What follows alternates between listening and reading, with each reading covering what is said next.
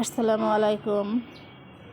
আজকে রান্না করব, কেমন আছেন সবাই? আজকে রান্না করব ট্যাংরা মাছ দিয়ে, উস্তে দিয়ে, আলু দিয়ে, পেঁয়াজ, কুচনো পেঁয়াজ দিয়ে অনেক মজার একটা তরকারি। এটা আমার অনেক পছন্দের, আমার অনেক ভালো লাগে, আপনাদেরও ভালো লাগবে আশা করি এভাবে রান্না করলে। এটা আমি বাটা মশলা দিয়ে রান্না করব। আমি যে পাটায় মশলা বেটে নিচ্ছি, এখানে আছে সরিষা, জিরা, কুচানো পেঁয়াজ আর গিয়ে আছে রসুন। অল্প 2 কোয়া রসুন দিয়েছি, চচ্চড়িতে একটু রসুন দিলে টেস্ট হয়। এটা আমি পাটায় বেটে নিচ্ছি। পাটায় বাটা মশলা দিয়ে তরকারি রান্না করলে তরকারি খেতে অনেক স্বাদ হয়। আপনারা এইভাবে পাটায় মশলা করে রান্না করে খেয়ে দেখবেন, অনেক মজার হবে। হয়ে গেল আমার পাটায় মশলা করা।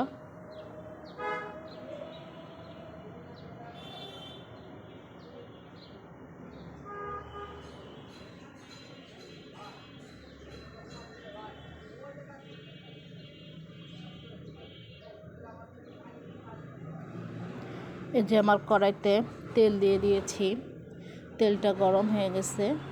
আমি এর ভিতরে একে একে সবগুলো দিয়ে দিচ্ছি। এখানে কুচানো পেঁয়াজ আছে, আলু আছে আর উস্তে আছে। এটা আমি একসাথে কড়াইতে দিয়ে দিলাম।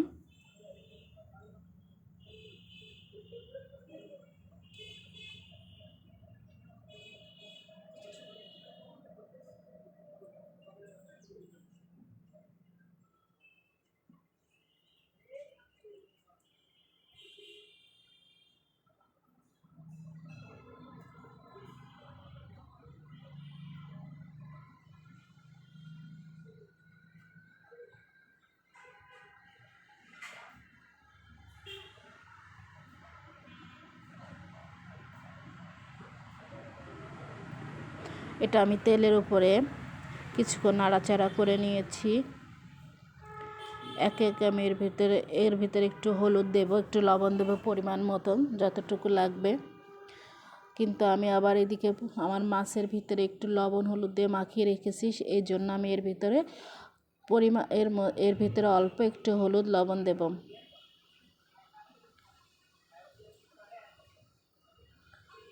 আর লবণ হলুদ দেব না বেশি, কারণ মাছে হলুদ মাখানো আছে। এবার আমি এটা একটু নাড়াচাড়া করে নেব।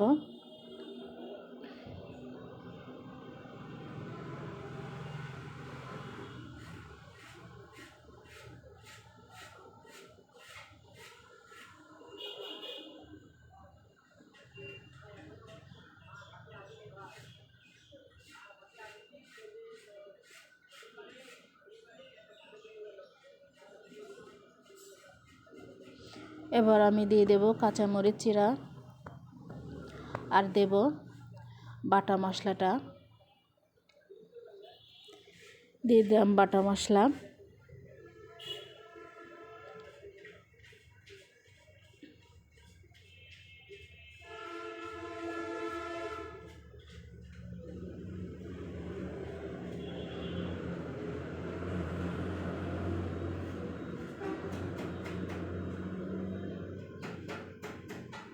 এভাবে একটু কষিয়ে নিলে মশলাটা কষানো হয়ে যাবে, মশলার কাঁচা গন্ধটা চলে যায়।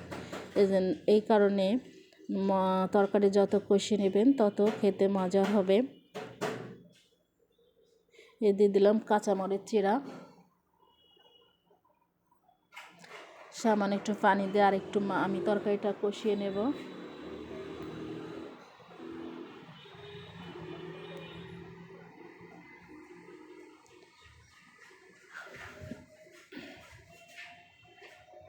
এটা আমি একটু ঢেকে কয়েক মিনিট রান্না করে নেব।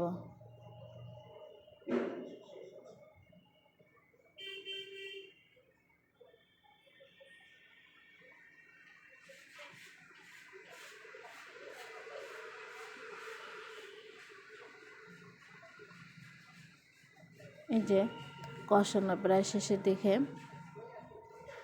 আমি আরেকটু নাড়াচাড়া করব।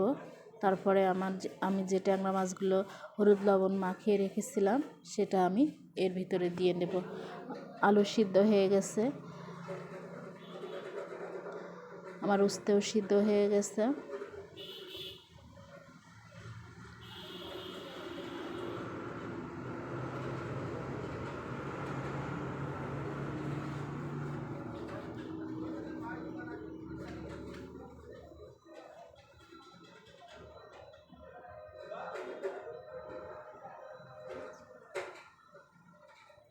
এই যে দিয়ে দিচ্ছি ট্যাংরা মাছগুলা।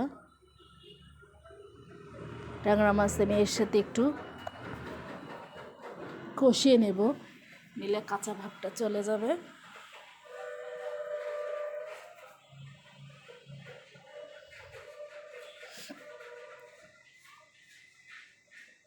তারপর আমি একটু সামান্য পানি দিয়ে আর একটু রান্না করে নেব।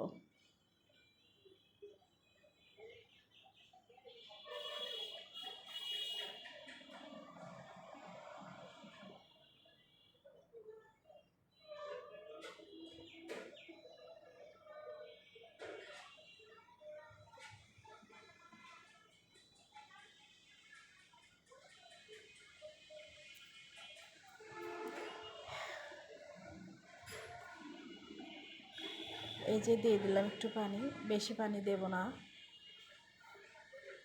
মাছটা সিদ্ধ হতে যতটুকু পানি লাগবে ঠিক ততটুকু দেব।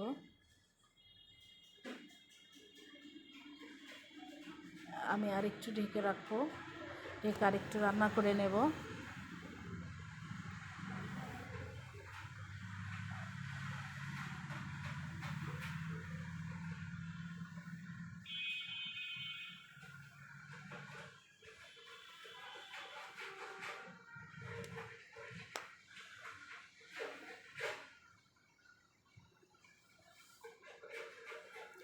এই যে আমার রান্না প্রায় শেষের দিকে। ট্যাংরা মাছ দিয়ে, উস্তে দিয়ে, কুচানো পেঁয়াজ দিয়ে, আলু দিয়ে রান্না। হালকা একটু ঝোল রাখবো, কারণ নামানোর পরে আলুতে ঝোলটা টেনে নেবে, তখন একেবারে শুকিয়ে যাবে।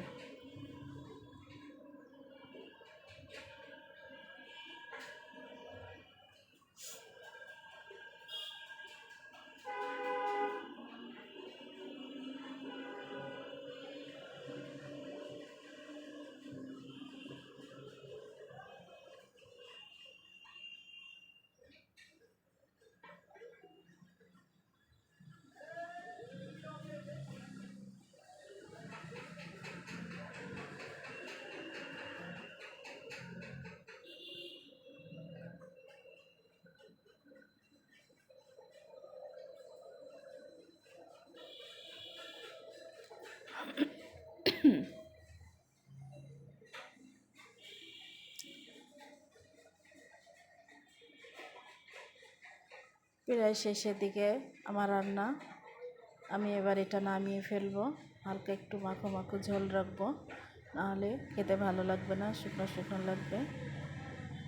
যে আমার রান্না শেষ হয়ে গেছে, আমি এটা নামিয়ে ফেলছি। আপনারা এইভাবে রান্না করে খাবেন, আশা করি অনেক মজার হবে। আমার চ্যানেলটি সাবস্ক্রাইব করবেন, আমার পাশে থাকবেন, এটা লাইক দেবেন, কমেন্টস করবেন। আল্লাহ হাফেজ, ভালো থাকবেন সবাই।